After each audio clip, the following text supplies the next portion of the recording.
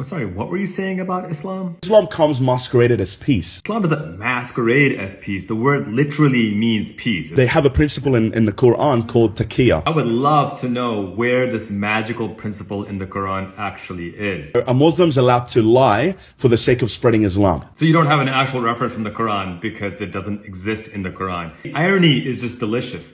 He is accusing Muslims of lying while himself lying. It's like a lieception. It's like a lie within a lie within a lie. That's why, for example, maybe the guy who's running for mayor in New York, he's a Muslim, but he's saying, I love the trans. Are you a drive-in movie theater? Because you sound like you're projecting. If trans people are so objectionable to you that the mere thought of loving someone while they are trans seems to you like, well, they have to be lying, you're telling on yourself as a grotesque bigot. I think coming here and saying, yeah, we love you guys, we back you guys. What do you mean we're coming here? Yeah, South Asian Muslims like me have immigrated recently, but African Muslims have been here before America was here. In fact, African Muslims were up to 1/3 of the enslaved Africans kidnapped by white supremacist so-called Christians, brought to the United States with human trafficking, and then forced into Christianity, forced to drink alcohol, forced to eat pork, separated from their families, having to suffer genocide at the hands of so-called Christianity. The moment they are the majority, they will turn and Sharia law will take over. Okay, first of all, Sharia means law. So when you say Sharia law, you're saying law.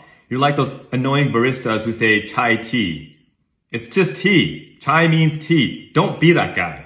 And also, if there's any religious law taking over, it's right-wing Christian nationalism, or nationalist Christians, or Nat-Cs for short, who have made it clear that they want to do away with the Constitution and enforce theocratic religious law. By the way, Islam teaches secular governance, separation of religion and state, so that actual universal freedom of conscience can reign free, and people can worship or not worship however they choose. Women will be beaten if Sharia law takes over. Is Sharia law why in the United States 1 in 3 women will suffer violence at the hands of a man at some point in her lifetime? No, that's white Christian nationalism. Homosexuals will be chucked off buildings. Is Sharia law why anti-LGBTQ legislation is dominating the state and federal legislatures? Is that why the Equality Act is still not law? Is that why it is still legal on a federal level to discriminate against somebody because they are LGBTQ? No, that's again white Christian nationalism. If Sharia law takes over, pastors will be killed. Is Sharia law why the United States is funding the genocide in Israel, where they are bombing churches and killing Christian pastors, churches that had existed in Palestine for centuries,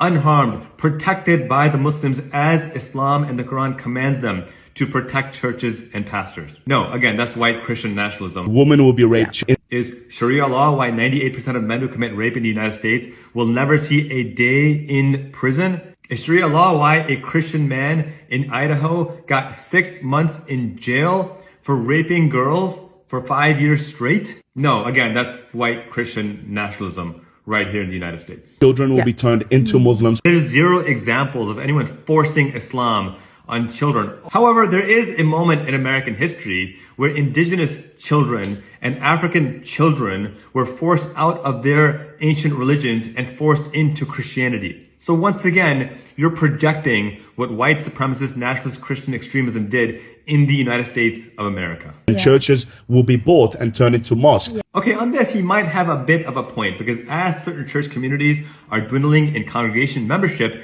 they are selling their churches because they can no longer afford them. And because those areas are already registered for religious land use, mosques and Muslim communities are picking them up. In fact, when I lived in Virginia, the mosque that we were at used to be a church. We bought it off of them, and we gave them an open invitation to use that mosque anytime they please, worship however they want without restriction, because Islam teaches universal religious freedom. Yes, including for Christians. What's happening in London? So I think what they're doing now in America is they're practicing taqiyah. What we're doing in America is serving humanity, as we've always done. Whether it was African Muslims who for centuries toiled and got 0 reparations, whether it was Asian Muslims who have come here through a documented status after being banned for centuries, or whether it's the Latino Muslim community, who's the fastest growing Muslim community in the United States. The American Muslim community has always been part and parcel of this country, and nothing you can say or do will ever change that. These are the values we live by. Maybe this guy should try living them as well. Class dismissed.